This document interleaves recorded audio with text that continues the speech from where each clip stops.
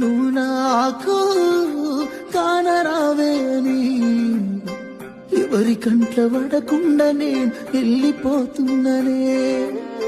నువ్వు నాతో మాట్లాడలేవే అని ఎవరితో మాట్లాడకుండానే వెళ్ళిపోతున్ననే. నువ్వు ఈ లోకంలో లేనలేవే అని నేను ఈ లోకాన్ని వదిలేసిపోతున్ననే.